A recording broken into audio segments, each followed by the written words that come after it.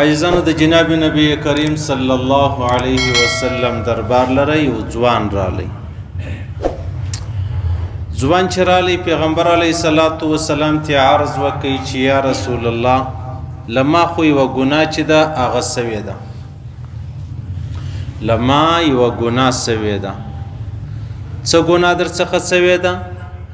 ولی یا رسول الله ګناه دار څخه سوې ده چې زه د یو نامحرمې ښځې سره یو ځای سوی یم، بدکاري مې نه ده کړې، بدکاري مې نه ده کړې. نور که د بدکارۍ څه مخکې څه خبرې دي هغه خامخا راڅخه سوي دي. دا مسلم شریف حدیث دی. نو حضرت عمر فاروق رضی الله تعالی عنه دې سړي ته ویلې چې الله پر تا پرده اچولې وه، تا ته څه ضرورت دی چې ته دا خپلې خبرې چې دي هغه ښکاره کوې، هغه واضح کوې. ده وی ما حضرت عمر فاروق ته جواب نه کوي، ور سړی ته دی مشوره وه، پروا نه لري. نو پیغمبر علیه الصلاة والسلام ته چې ما خپله ټوله قصه ذکر کړله، نو بیا د لمانځه ټیم سو، موږ جومات وکئ، ما اودس وکئ. یا بل روایت کې راځي چې دی ولاړی ووتی، بیا پیغمبر علیه السلام یو سړی پسې ورواستوئ چې ورلی دا سړی یې بیرته راوستی. ورته ویې ویلې پیغمبر علیه الصلاة والسلام تا ول څنګه خبره ده؟ هغه ویل یا رسول الله لما داسې داسې داسې ګناه وسوله. پیغمبر علیه الصلاة والسلام ورته وفرمایلې الله رب العزت ستا دا ګناوې ټولې در معاف کړلې. یو سړی ناست و، هغه پوښتنه وکړه چې فقال رجل من القوم یا نبی الله هذا له خاصة قال بل للناس کافة، رواه مسلم. پیغمبر علیه السلام چا پوښتنه وکړه ولی یا رسول الله دا اوس چې کومه ګناه له ده سوې ده نو د لمونځ وکئ، په لمانځه باندې دا ګناه معاف سو، دا یوازې د ده دپاره ده که د ګر جهان دپاره ده؟ د الله رسول وفرمیل د هر مؤمن دپاره دا خبره ده، د هر مسلمان دپاره ده. یعنی خبره دا د عزیزانو موږ تاسو ټوله ګناهګار یو. زه په یو شکل کې ګناهګاره یم، که څه هم په محراب کې ناست یم. تاسو په بل شکل کې ګناهګاره یاست، که څه هم په مسجد کې د امام یا د قرآن یا د حدیث بیان او خبرې چې دي هغه اورئ. د صحابو ډېره پاکه زمانه وه عزیزان. که پاکه زمانه بلل کېږي هغه د صحابو زمانه ده،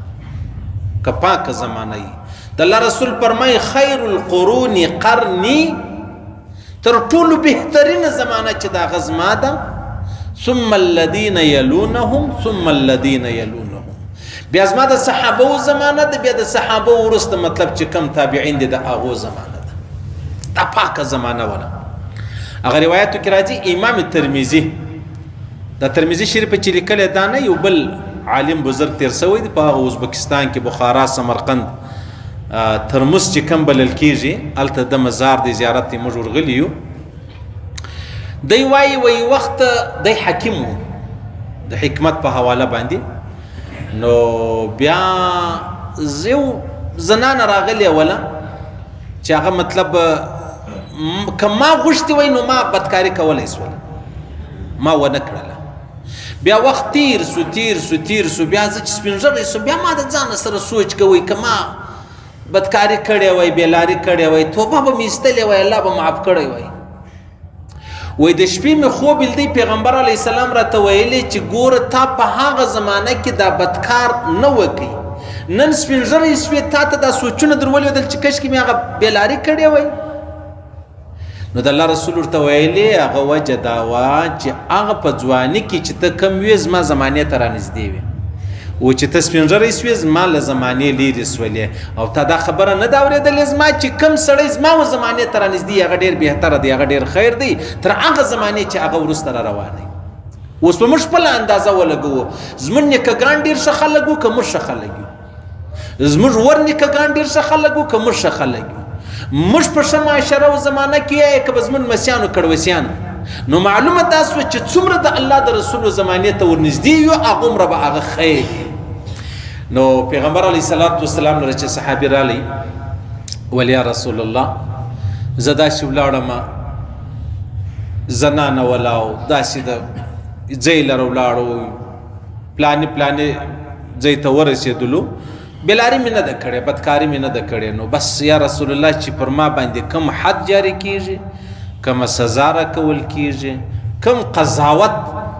ته پر ما کوې کومه فیصله پر ما کوې یا رسول الله زه حاضر یم. پاکه زمانه وله. اوس خو د منافقت زمانه ده، ګناه مې هم کړې ده، نه د الله څه معافي غواړو نه د خپل ضمیر موږ ملامتوي. ګوره دا د منافقت انتها ده. ګناه راڅخه سوې ده، غلطي راڅخه سوې ده، اوس دا زما ضمیر مې هم نه ملامتوي او د الله څه معافي نه غواړو او ځان پاک پاک بولم چې یاره زه ډېر پاک یم، زه ډېر پاک یم. دا د منافقت زمانه ده. هغه پاکه زمانه و. نو صحابي راغلي ول یا رسول الله ما ګناه وسوله چې په آخرت کې الله ما ته سزا راکوي، ما ته په دنیا کې له د هغه سزا راکړه، ما ته په دنیا کې له د هغه سزا راکړه. نو پیغمبر علیه الصلاة والسلام د لمانځه ټیم ولو، نو لمونځ وسو. لمونځ چې وسولو بیا یې لمانځه بعد دا سړی بیا راغلی ول یا رسول الله تا زما په باره کې ما درته ویلي وو زه څه چم وکم، زما دپاره څه حکم دی، څه امر دی، زه څه جرمانه، څه سزا، څه راته وایې. د الله رسول ورته وفرمیل الله رب العزت معاف کړي. څنګه معاف سولې؟ دا آیاتونه الله راواستول چې واقم الصلاة طرف النهار وزلفا من الليل، سهار ماښام منځونه کوئ او د شپې هم څه عبادت چې دی هغه تاسو کوئ. ان الحسنات یذهبن السیئات ذلک ذکر للذاکرین. نو الله فرمایي چې څوک مطلب ښه کار وکړي، دا ښه کار چې دی هغه د انسان هغه بدې خبرې، هغه ګناوې چې دی هغه ورزوي، هغه ورختموي. نیکۍ چې دی هغه ګناوې رزوي، نیکۍ چې دی هغه ګناوې میټاوي. اوس یو سړی ناست دی هغه وایي یا رسول الله دا خبره یوازې د ده دپاره ده، د ده دپاره ده که د ټولو مسلمانانو دپاره ده؟ د الله رسول وفرمایلې چې بل للناس کافه، د تمام انسانیت دپاره دا خبره ده. شرط دا دی چې ایمان لري. که ایمان نه درلودی مسلمانو بیا خو دا خبره نه ده. نو صحیح سو. نو معلومه دا سو عزیزانو چې کله له ما او تا ګناه وسوله د صحابو په زمانه کې خو رالو پیغمبر علیه السلام مبارک لره. صحیح سو. زما او ستا په زمانه کې به ما او تا څه کوو؟ یا خو ما او تا د صحابو خبرې ویلي دي اورېدلي دي هغه به کوو، که هغه نه یې راسه یو عالم لره ورسه، ستا په فکر ښه عالم ورسه پوښتنه ځینې وکړه چې له ما یوه ګناه سوې ده، سره اوږدوئ استعما خبرې مه سره اوږدوئ. دا موږ دا ټلیفون اوس ډېر په عذاب وي، والله بېزار وي. یو سړی پرون میسیج کړی و خو ډېر بار بار ټلیفونان اخر پورته کو چې خیر خو به یې څه کیسه ده یاره مولوي صاحب ولا ډېر مفلسه یم، ډېر قرضداره یم، څه یو وظیفه راوشه. یاره اوس تا میسیج را کړی دی، موږ کار سره پرېږده، که مې سبا واورېدی که مې یا اخر بیا ما ښه جواب ورکړی، ما ډېر ښه تسلي جواب ورکړی. نو بیا د بل میسیج را کړی، بل میسیج چې را کړی و نو هغه ما نه دی کتلی. بعد خیر مسله خلاص و نو څه میسیجان دي. نو نن زما ادي ډېره بیمار وله، ما په منډه په موټر کې راواخیستل، هسپتال مې راوسته، ژر هغه ECG میسیجي و شی مې چې دی هغه مې وکړلو. اوس پر ما داسې ناوخته دی، دلته مسجد دی، لمونځ دی، بیان دی، دلته ادي را سره ده، د ده ټلیفونان دي، ټلیفون چې پورته مې کوي وم خیر وایي مولوي صاحب زه خو د پرون سړی یم. وم نو څه راته وایه؟ وایي ما تا ته پرون میسیج در کړی، تا ما ته دعا وکړه که دې نه وکړه دعا. اوس نو رشم دی، ادي مې هم پریشانه ده، زم ځان ته پریشانه یم، ربی ناوخته هم دی. زه دې سړي ته څه جواب ورکړم؟ ته یې ووایاست. زه دې سړي ته څه جواب ورکړم چې یاره ته دعا نو بس ته به ما ته وایې، تا ما ته دعا وکړه، زما په دعا ستا ګزاره ده، مخکې چا دعاوې درته کولی چې نه زه دعاوې درته کوم. نو چې یو عالم لره ورلاس ورته ووایې ورته داسې انسان دی خامخا ګناه جنې کېږي، که ګناه د ویلو نه وه دی ورته وایي چې یو انسان داسې ګناه وکړي الله رب العزت معافي ورته کوي. و بالکل یې کوي، ولې نه کوي؟ نو څه کول پکار دی؟ مولوي صاحب ورته وایي چې ورسه 2 رکعاته نفل وکړه، اودس وکړه، 2 رکعاته نفل وکړه، د هغه به صلات توبه سي، به د الله څه معافي وغواړه، خبره خلاصه ده، هېڅ شی په دې کې نشته. صحیح سلو. نو معنا دا سوله چې په هغه زمانه کې به صحابه جناب نبی کریم صلی الله علیه وسلم مبارک لره تلل، ما او تا به علماو لره ورځو، عالم لره ورسه، پر داسې ټیم ورسه چې د خوب ټیم نه دی، د لمانځه ټیم نه دی، د بیان ټیم نه دی، د ډوډۍ ټیم نه دی. صحیح سو. ورلې بس خپل مسله اوږده وایمه، د کلي او د کور ټولې خبرې وکړي، په آخر کې بیا یو تورې ورواچوي. یعنې موږ کله کله ابوالعظم درتون ما ته چا میسیج کړی و، زه یې نه پېژنم، ما ته میسیج کړی و 19 منټه په 2 سیکنډه کم 19 منټه یو واتس اپ دی وایست 4 منټه بل دی 6 منټه بل دی دا څو 10 منټه سو کنه 20 منټه ما به 20 منټه د موبایل غوښته نیولې زبر د مسله اورم بیا به نو زبې په 2 منټه کې جواب ورکوم ایندا انسانان ولې دومره بیوقوفه سلو ولې د عقل خلاص ولې د خلک سوچ فکر نه لري یاره زه تنخواه غواړم زه پیس غواړم زه علایده دې ته ناست یم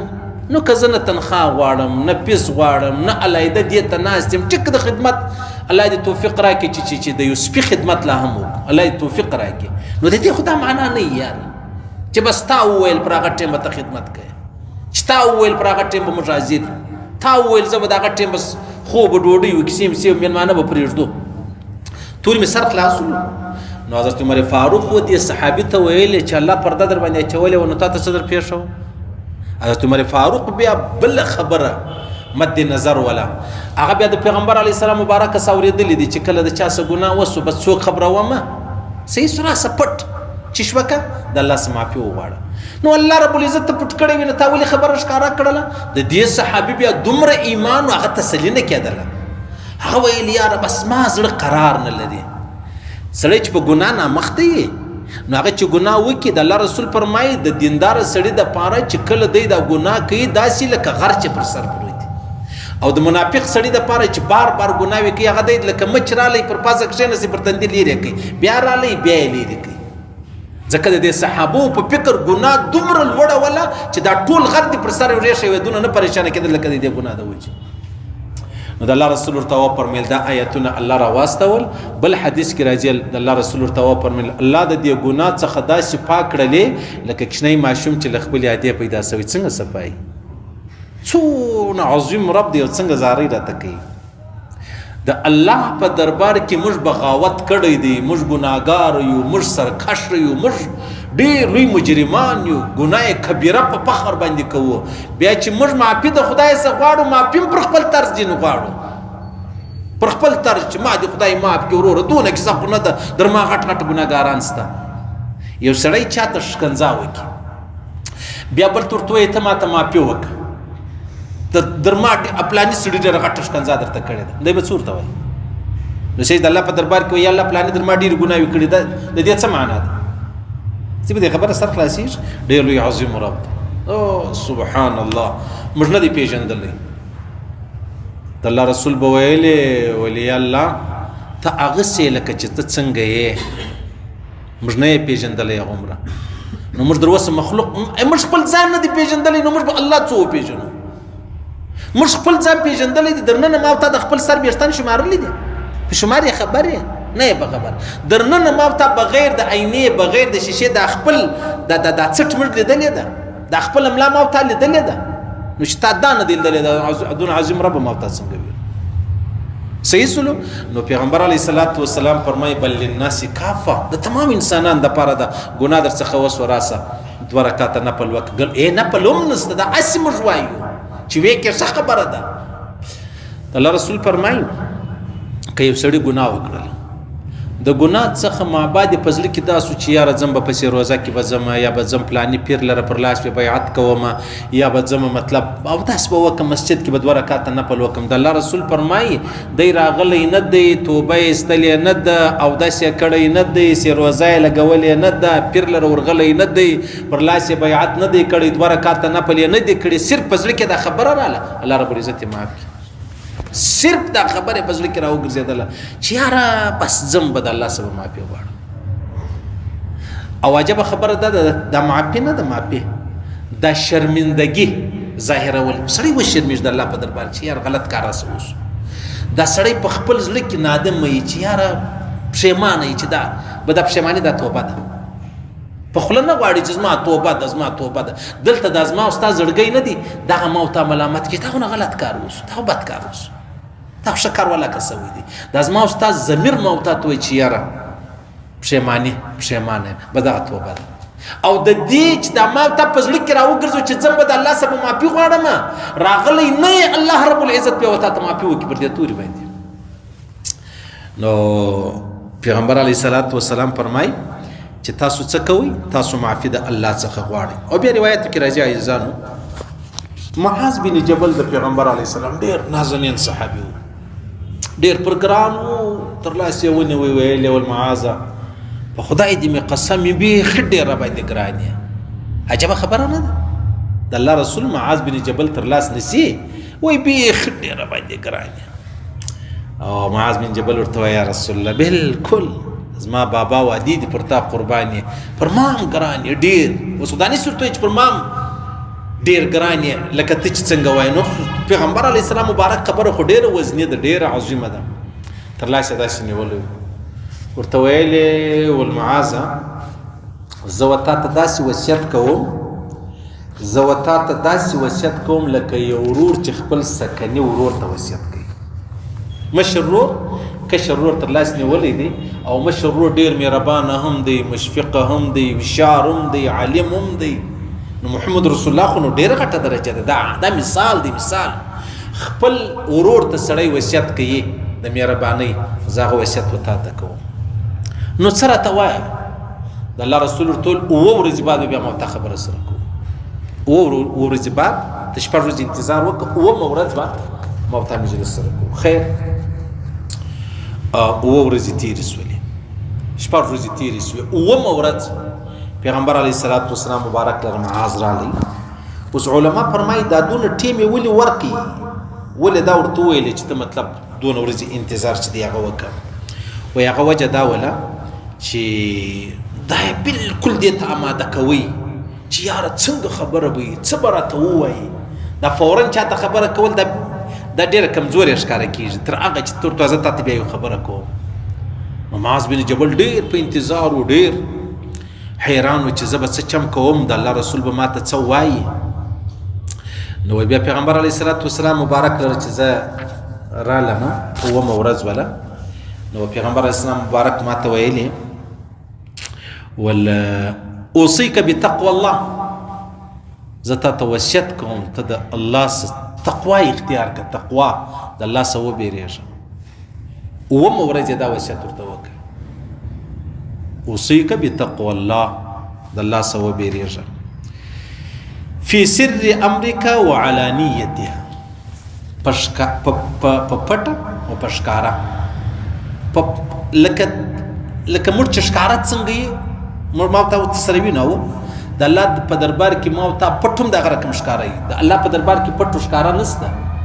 د انسانیت په دربار کې دا شته چې زه پټ یم زه ښکاره یم. نو د الله رسول ورته وایي معاذ یو خو به د الله څخه خوف اختیار کړه، بیریږه، تقوا اختیار کړه. او دویمه خبره دا ده دا ته چې تقوا اختیاروې که پټ یې هم که ښکاره یې هم، که پټ یې هم که ښکاره یې هم. موږ ته په پټه ګناهګار آی که نه؟ هر سړی عجبه بل چا پوسټ کړی و ول د هر سړی په عمل باندې د خپل موبایل خبر دی، د هر چا په عمل نامه باندې د موبایل خبر دی، بل څوک نه دی په خبر. الله او فرشتي خو ځان ته خبره ده نه، یعنی په موږ ته کې چې څوک خبر دی هغه زما او ستا موبایل، دا زما موبایل په ما خبر دی زه څو ګناهګار یم، او ستی موبایل په تی خبر دی ستی څو ګناهګار یاست. او الله عجبه خبره کړې ده. موږ په تنهایی کې چیش کوو، په ظاهره چیش کوو. زه ډېر زه د الله څخه معافي غواړم، په خدای قسم که به نه شرمېږم الله په ما خبر دی چې زه څنګه ناست یم، زه څنګه په محراب کې خبرې کوم. یعنی موږ څومره ګناهګار یو، څومره غلط نظرۍ راڅخه کېږي او څونه. بس الله دې د خپل عظمت په خاطر موږ ته معافي وکړي، د خپل عظمت په خاطر. د الله رسول ورته وایي وایي ته تقوا اختیار کړه، زه دا تا ته وصیت کوم. او فی سر امرک وعلانیتها، په پټه او په ښکاره تقوا اختیار کړه. دا نه چې په ښکاره باندې تسبیح دی، ذکر دی، فکر دی، او په تنهایی کې بیا نورې خبرې. او دا ګوره دا خبره یوازې معاذ بن جبل ته نه ده کړې، دا یې موږ ټولو ته کړې ده. پیغمبر صلی مبارک خو دا نه ویل هر ساعت کوي چې دا زه ګر جهان ته کوم. یوه خبره به صحابي ته وکړه، دا یوازې د دپاره نه وه، لکه صحابي چې پوښتنه وکړه ول یا رسول الله دا د ګر جهان دپاره ده، ول و د ګر جهان دپاره ده. نو موږ دې سره کم یو، موږ څنګه یو؟ پټ خو څه کوي، موږ ښکاره له تباه یو. پخوا خو به خلکو ګناه په پټه کوله، اوس یې په ښکاره کوي. ښه په خبر دی چې پرېدی ښځه ده، ښه په خبره ده چې نامحرمه ده، ښه په خبره ده چې دا ډانس دی یا رقص دی یا پلانی بیا یو بل ته موږ نه سره استه وو یو دا خبره خلاص. پخوا به ګرس داسې و چې ګناه به یو الله په خبر، اوس موږ دې کره سره خبر، ټول سره خبرې چې په پلاني کې دا ګناه ده دا ګناه ده دا ګناه ده. د الله رب العزت پخوا پرده اچولې وله،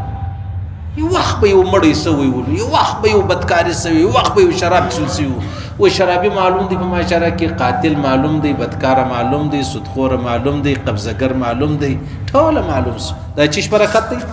دا د دې شي برکت دی چې دا شی زموږ ته وطن له راغلی دی، چې دا شی دنیا له راغلی دی. دنیا لرزان نه ده، دنیا په کپ باندې اخته ده، دنیا ټوله سره سروي سوله، ولاړو د خپل غم یې دی، د جهان په غم اخته دی. یعنی پخوا به د خلکو دا فکر و چې یاره زه ژر د چا کومک وکم، زه ژر د چا مدد وکم. اوس اول ور راولاړ چې شو کې ټلیفون راوباسي ویډیو جوړوي. د اوس ابلو زه کیسه وه، یوه زنانه و هغې خودکشي کوله، خاوند ورته ولاړ و. خاوند چیش کول؟ څه کول پکار دي؟ سړی خودکشي کوي نو که خاوند خودکشي کوله ښځه به څه چم کوي، که ښځې کوله خاوند به څه چم کوي، که ورور کوله خور به څه کوي، که خور کوله ورور به څه کوي، که همسایه کوله همسایه به څه کوي، که طالب کوله ملا به څه چم به کوي. نو خو راګرځه و، پنکه چالو هغه بنده و، رسۍ شله و، د څه چم کوو؟ دې خودکشي کول، د ویډیو جوړول چې بیا سبا څوک ما ملامت نه کړي. زه ستا د ملامتیا بیریږم، ته زما د ملامتیا بیریږې، نه زه د الله د ملامتیا بیریږم، نه تی د الله د ملامتیا بیریږې. دا د موبایل خلاصه شو، موبایل موږ دې ته راورسولو. او عجبه خبره دا ده، هیڅ یو دی نیکي نسته چې زه د ستا په نیکي نه یم خبر، ته د زما په نیکي نه یې خبر. پخوا به دا نیکي داسې وه، په اسکول کې به موږ ته ویلې ول نیکي وکړه سمندر ته یې وغورځوه. صحیح چې ستن په سمندر کې وغورځي بیا ته پیدا کولی شې، قیامت پر ورځ بیا خدای را پیدا کوي. او موږ ته یې وویل چې هره نیکي کوه په موبایل کې کوه، ذکر مې په موبایل کې دی، تلاوت مې په موبایل کې دی، یو همسایه سره ښه مې په موبایل کې دی، په هسپتال کې یو مریض راغلی دی ښه مې. دا د چیز دی، داسې دروغزنه دنیا سوه، داسې الله پر درواغو پېښ کړو. تر ټولو لویه بدقسمتي دا ده، موږ هغه ښه خوا مو ولیده، دا بده خوا مې مو ولیدله. موږ هغه وخت هم ولیدل چې موږ موبایلان نه پېژندل، نه مې لیدلي وو. موږ په پنجاب کې سبقان ویل، یو جمرات بل جمرات په بیا هغه پی ټي سی ایل موبایل څه ارزانه سو د شپې، نه به بیا موږ کور ته ټلیفون راوکړو، یا به 2 روپۍ خرچه راله یا به 3 راله. مطلب دا غټ شی دا و چې شته دا څه کیسه سوله. نن کومه زمانه سوله؟ پخوا داسې پاکه زمانه وه چې چا به نیک کار وکړي، نیک کار وایه زه نه یم په خبر، ګوره چا کړی دی. د شپې به د چا د کور مخ ته وړه پراته ولو چې راپور څه دا چا راوړي دی زموږ کره وړه، ولاکه موږ خو نه یم په خبر چا راوړي دی. چې چا به راوړي هغه زه نه یم په خبر. نو اوس په دې خو نو د دن دی اوس به څوک او مولوي صاحب نو درواغ یې ویلي، درواغ نه دی. معنا دا ده چې خدای نه یم په خبر، الله به قبول کړي که به نه یې قبول کړي، څه په خبر یم. نو خو دا سړي و نفس ته به هم ګورې، عزت ته به هم ګورې چې هغه بیا د نه سبا زما پر مخ پریشانه یې، یا سبا ما ته چې وټې سموي د زما سره احسان چې دی هغه کړی دی. صحیح ده؟ پخوا هغه زمانه وه چې چا به ښه وکړو ول دا ما نه دي کړي، زه خو نه یم په خبر. ګورې مسلمان به کړي، د الله یو بنده به کړي. بیا هغه زمانه راغله چې چا به ښه وکړلو ول دا ما کړي دي، ول دا ما کړي دي. اوس موږ هغه زمانې ته رالو، موږ شی کړی نه دی، هم دا ما کړی دی. مدرسه مې نه ده جوړه کړې، مسجد مې نه دی جوړ کړی، قرآنونه مې نه دي راوړي، پلانۍ شکر روډ مې نه دی جوړ کړی، نلکه مې د باندې نه ده راایستلې، یو منګی مې نه دی ایښی، د یو یتیم و د یو کونډې و د یو غریب سره مې ښه نه دي کړي، هم دا ما کړي. 3 روپۍ ما ته یو سړی راکړي، 3 روپۍ وایي دا د غریب ته ورځي چې غریب ته ورکړه، غریب ته زه هم دا ما درکړي، زه هم دا ما درکړي. دا انسانیت نه دی، انسانیت ډېر عظیم شی دی چې الله پیدا کړی دی. تاسو یقین وکړئ کله کله به الله رب العزت د یو سپي په خاطر څوک بخښي. سپي نه دی، دا مسلم د بخاري حدیث دی چې یو زنانه و داسې او سپی اوبه کوي. پرون دلته په دا پرچون دوکان کې ناست وم اسټور کې، د عیسایانو د بنګیانو د کورنۍ سپین سرې ښځه راغله، هغه ته وایي وړه په څو دي؟ هغه وایي وړه په دونه دی. خیر 1.5 کیلو یې وغوښتي، 1 کیلو یې وغوښتي، مې هم هغه ته مالته 15 کیلو ورکړه. چې ور یې کړلو دې زنانې ما ته عجبه دعاوې وکړې چې زویه خدای دې آباد لره، خدای دې ژوندی لره، خدای دې مخ خراب، والله دې برکتونه در باندې کښېږدي. اوس په یو سپی سړی پیدا شي هغه وایي مولوي صاحب عیسایي ښځې تا ته ویل زویه نو ته په انسانیت مې لږ ښه سر خلاصېږي که نه خلاصېږي بس زما سره یو احسان وکړي ما د شنو خرو ګورئ بس ما ته دا مه راپرېږدئ یعنی دا ما دې په خود په ذل جلال قسم په رب دې مې قسم زما دا یقین دی الله رب العزت په دې عیسایي ښځې د وایي زما مخکې راته وفرمایي دا زما یقین دی ښه چې الله رب العزت تا ته ایمان درکړی دا ایمان ستا اختیار دی نه دی د اختیار نو د عیسایي ښځې چې الله رب العزت ایمان نه دی ورکړی دا د دې اختیار دی نو چې الله ماته زما په خپل اختیار ایمان نه دی کړی په خپل اختیار الله په خپل اختیار راکړی دی نو د الله په اختیار زه څه کار لرم چې زه مؤمن یم لهذا دا کافر ده زه جنتي یم دا دوزخي ده څه معلومه ده که الله رب العزت د مرګ په ټیم زما څه ایمان واخلي و دې ته ورنصیب کړي بیا مثالونه یې لږ دي که ډېر دي پوه شواست په خبره پوه شوه نو چې د سپي سره ښه شته چې ورسره کوی د یو بوده سره ښه شته چې ورسره کوی نو د انسان سره ولې مه کوه بیا هغه دونه ضعیف هغه دونه غریبان هغه دونه کمزوري د 1 کیلو وړو وس هم نه لري په حکیم چنې وایي چې یا الله سپي راپرېږده یا څنګه صحیح شو خبر سر خلاص نو د الله رسول ورته وایي و معاذ ته وایي ته اوصیک بتقوى الله د الله څخه وبېرېږه په پټه هم او په ښکاره هم دا نه چې په ښکاره بیریږي په پټه نه بیریږي از موږ ته د پښتنو درواغ نه دي په ښکاره ګرد بزرګان ګرداش دیندار دي چې د مسلې پښتنه وځي ما په وجره کې مال یو سړی راغلی مسلې پښتنه نه سکي زما سره بل ملګری هم نه سي زما د مخې دی ورشي یاره توبه عقل ډېر ښه شی دی زه ډاکټر پر مخ په ټول ژوند نه ګایېږم انجینیر پر مخ نه ګایېږم د یو پرنسپل و د یو د غټ خلکو زه نه ګایېږم بلکل نه ګایېږم زما کار نه دی صحیح ده نو زموږ خلک دا رقم دي دا ټوله زموږ سلسله د دروغو روانه ده د دروغ که په رښتیا موږ وای الله به ذلیله کړي م نه وای واذا اسأت فاحسن د الله رسول اوس ورته وایي ګورې دا 6 ورځې بعد اوس ورته وایي تقوا به اختیار کړې د الله څخه بیریږه که ښکاره یې که پټ په پټ او په ښکاره دواړه او بل چیز کوه ورته ویلی وایي اذا اسأت فاحسن چې کله یو ګناه در څخه وسوه فورا نیکي پسې کوه یو ګناه در څخه وسوله فورا نیکي پسې کوه نو ولي وایي هغه وجه دا ده چې هغه آیات شریف و چې ان الحسنات یذهبن السیئات دا نیکی چې ده دا ګناه میټاوي اوس عجبه دا د الله رب العزت چې ما ته یو وار وایي سبحان الله د دې ثوابونه الله یو په لس راکوي دا دی لکه ما ته چې 10 واره ووایي او که ما ته یو غلط نظري وکړه دا یو په یو ده صحیح شو نو زما ته چې د غلط نظري بعد مثال در کوم ما ته مطلب غزل مې واورېدل د غزلې بعد موږ وویل لا اله الا الله محمد رسول الله دا لا اله الا الله دا یو په لس موتا ته الله راکړي کوم په اخلاص ویل یو په 200 راکړي کوم ډیر په اخلاص بیا یو الله په خبر دی چې هغه څونه حساب دی اوس ګناه یو ده نیکی چې دا ورته لس ولې نو په لسو نیکی یو ګناه خامخا میټاویږي اوس نو هغه که په یو وار میټاوسه که په 2 میټاوسه که په 3 که په یو وار میټاوسه نه نیکی موتا ته راپاتې سولې که په 2 وار میټاوسه موتا ته اته نیکی راپاتې سولې که په 3 وار میټاوسه الته ګناه او نیکی به سره ګوري په 3 وار میټاوسه بیا به څه چم کوي بیا موتا ته ور راپاتې سولې که ګر په لسم نه صدا په لس نیکی باندې نه سمعاب بیا 2 وار وای سبحان الله الله اکبر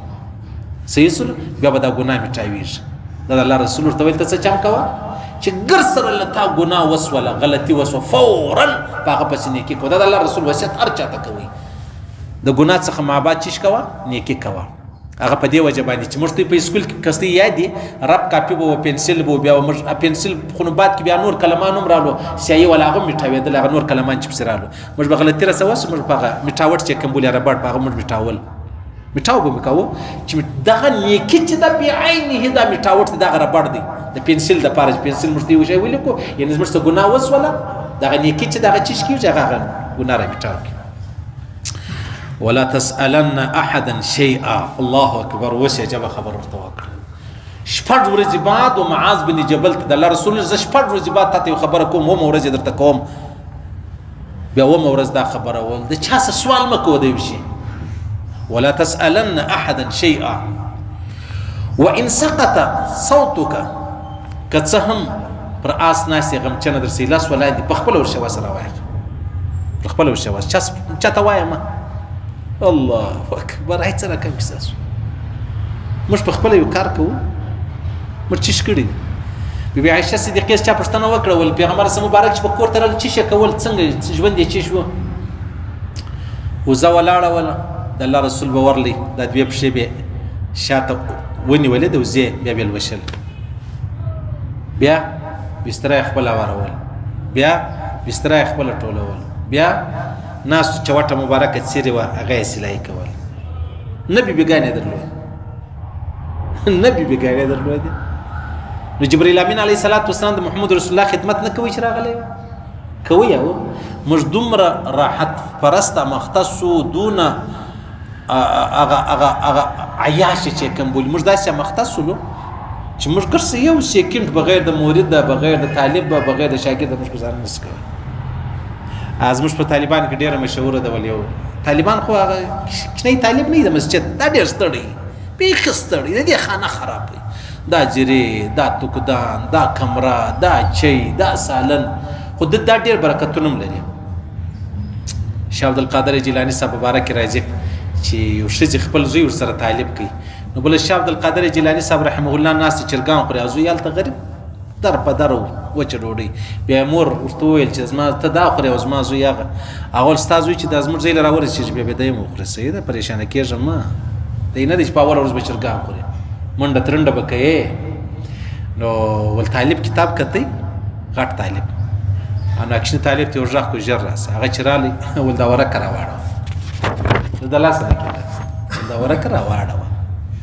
یعنی موږ دون راحت پرسته مختصلو چې خامخا به مورید د پیر سره به مورید ور سره د استاد سره به شاګرد ور سره د سیټ سره به خپل مزدور منشي ور سره دوا به ور سره راخستي موبایل به ور سره راخستي ګولۍ به ور سره راخستي چوټ به ور سره راخستي د محمد رسول الله شان دانو پیغمبر سم فرمایلی دا د عجمیانو چمنه مکه چې لاسونه مچه کوي دا د عجمو چمنه دي په عربو کې دا نه چې لاسونه مچه کوي یو هغه ترک والا کې لاسته دا اوس افغانستان راغلی و افغانستان وزیر داخله هغه پر لاس مچه کوي یو عالمو ترک پر لاس یې مچه کوي دا په عربو کې دا شی نه لاسونه مچه کېدل نسته ټیک دی راغلی دی پیغمبر سم مبارک چا په شو مچه کړی دی پر لاسو یې مچه کړی دی سیده خو خبره دا د عزیزانو چې د الله رسول بویل د عجمیان چې منه مکو چې ولاړی نه دا موږ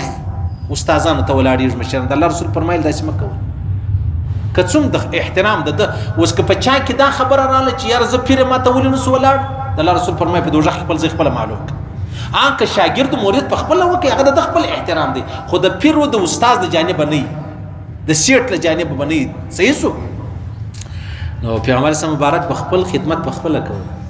یو ورځ بازار سره روان ده د غیر اخیست د کورس پر سبزی مبزی یو صحابي را لغول یا رسول الله دراک زیاده سره واخره ول خوري ازما بچان راخله تداول خوري ازما بچان راخله ته ول راخله بیا بل وخت بیا روان بیا صحابي ته یا رسول الله دراک مته ز دا شی سره واخ هغه ویل در تازه ډیر شایم ځکه زما د بچانو د پاره دی شي یو ورځ پیغمبر مبارک ناز ولار دی د کور مخته دیواله غلوي یو ورځ پیغمبر مبارک د کور مخته ولار دی خپل دیواله غلوي صحابي فرمای غالبا عبد الله ابن عمر دی هغه را لې اول مام څه کومک سره وکي پیغمبر سم د ژوند نه تیر کړی چې بس خپل بالستان ورته پراتو خپل ش نیالي ورته واره وای چټای و چټای خپل خدمت خپل کوي خپل خدمت په خپل کوي نو د الله رسول فرمایي وای ته چې کله عزت معاص ته وای ته چې کله مطلب چا څه شی غواړم مست پر اس نه سي پر خچر نه سي غمچن سیلاسو په خپل بسور شي واسره وای په بل چا مکو دا خبره نه ده چې کوم چې په بل چا کار مکو خپل خدمت خپل کوي ما یو په خپل ژوند کې خپل بابا لیدلې دي ترنه ورځي بیماروم دی او که څوک را خبر یا خبر کني خبر هغه ځان ته بل خبر خپل دوا مش پنځه ورونه ناشته ایو ورور میلیاس الله دې جنت الفردوس نصیب کړي هغه روزه پراوله نو دای په خپل ولا مشتنه وای چې ورساس ما دوا راک مشتنه وای چې ورسا چارجر راوخ مشتنه وای چې ازما مسواک راوخ ورساس ما موبایل راوخ ورساس ما چاړه راوخ مشتنه وای دا دغه خبره او دا څونه غټ کمال دی ولې نو هر وخت سره شاګرد ور سره هر وخت مرید ور سره هر وخت چوټ ور سره نو هر وخت سره نه نو چې تل دار کوم مخته بیا کستا سره څوک بیا څه چم کوي زموږ د ژوند څخه کله کله په وجره کې ناشته د خپل اوبه مې ولاکه د لاسه کې چې اوبه راواخله ګنټې و طالب راشي ګلاس اوبه خو راکړه هغه د هغه بلې حجرې سره راځي او د الله رسول څه فرمایي د الله رسول څه فرمایي چاته مه وایه سوال مه کوه خپل کار په خپله کوه حتی پر آس ناست وي غمچنه در سیلاس خپله راشواسه په خپله چوټه څیري د الله رسول په خپله ورته ناست خپلې سیلې کوي سبحان الله الله اکبر دا زموږ د دې نبي امتیان موږ دا موږ چې هر ساعت کوي محمد رسول الله وایو هغه دغه ځای دی نو څه کوه چې نیکي وکړله ګناه در څخه وسوه فورا نیکي پسې کوي صحابي ویل یا رسول الله که زه دا ووایم لا اله الا الله محمد رسول الله دا هم نیکي ده ول دا تر نیکۍ سر دی تر دې غټه نیکي درسره نشته صحیح سو آخري خبره دا ورته وکړله ولا تقبض امانه د چا امانت ته ځان سره مه ږده د چا امانت ته ځان سره مه ږده موږ ته په امانت ډېر خوشحاله کېږو د چا موټر دی د چا موټرسایکل دی د چا موبایل دی د چا روپۍ دی بس تا امانت ما ته راکړه زه به ډېر فرض په دا بازار کې وګورې چا چاته روپۍ د دې دپاره وکړي ته سره کښېږده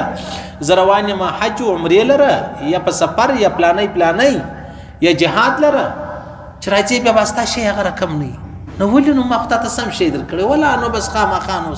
کشنیان دي هلکان دي په کور کې د الله رسول فرمایي د چا امانت ته ځان سره مه ږده ځکه په امانت کې به خیانت ترسه وشي او چې خیانت ترسه وشي دا د منافق سړي علامه ده څومره عجبه خبرې دي د چا امانت ابو ذر غفاري راغلی ورته ویل یا رسول الله ته ماته یو ګورنري شی مې راکړه د الله رسول فرمیل دا شان مه کوه دا ډېر ګران کار دی دا ډېر ګران کار دی او بیا ورته ویل د الله رسول ورته وفرمیل ابو ذر غفاري ته ول د چا امانت نه دی امانت ته ځان سره مه ږده نه ستاسو بیا پای کمی وکوتایي وسی بیا به څه چم کوي څه ضرورت دی د چا روپۍ څه کوي د چا موټر څه کوي په موږ کې ډېر خلک ستا غجر رکشه کرایه کوي چاته د موټر غنه وایي وایي څه ضرورت دی رکشه ته به 300 روپۍ ورکړه ضرورت دی چې چا خپل موټر اشه دغه موټر دی چې یا خیرن سو یا سیټ مخ ته دی یا شاته دی یا لږ خشه پټرول خوړل سوي دی یا چپه ودروي هغه یار مرس څه ضرورت دی ازادي خو ډېر عظیم نعمت دی ازادي ډېر عظیم نعمت دی خو موږ په دا نعمت خوړلی نه ده موږ د غلامۍ په ژوند کې ډېر خوشحاله کېږو او بیا امانت امانه نه ده چې زه خامخا و تا ته روپۍ کښېږدم موټر ودروم امانت امانه ده چې اوس یو کرایهدار دی په یو سرای کې په کرایه پروت دی نو ته دا مه کوه چې ته راولاړ سې وروره د خپله ځان یې د کډیان پکې جوړ کړي دي میخونه دې پکې ټکولي دي او شیشې دې ماتې کړي دي جالۍ څیرې سوي دي دا مه کوه دروازه ماته سوې ده د کرایهداران نه دا بس په آخر کې چې زه دا سری داسې کې چې ته به واده په دې کاپیران اوسېدل په دې کې حیوانان و دا خو ما یو ډېر ښه سړي ته ورکړی و زموږ ماجت لمانځل هم راتلی یو ډېر بزرګ سړی یم و تسبیح هم ډېر اړوي دا چیش دی هزارګان نه دي هزارګان ته یو شی ورکړه چې ور دې کوي دا ستا کور په کرایه دی چې وځي دی در رنګوي دی در رنګوي دی بل صفا جارویي کې پرینځي بس بیا تا ته خپل مکان بیا تا ته لا خوند درکړي چې یاره کور یې وده از موږ هغې وایي یاره زما څه دې اډوانس اخیستي ولې اډوانس یې ستا د غلا د وجې درڅه اخیستي وې چې ته غل یې سبا به دې بل په ما پسې پرېږدي سبا به دې بل په ما پسې پرېږدي انو راولاړ سي ورور شیشې ماتې سوي بلپان مات سوي بټنان مات سوي پنکه نسته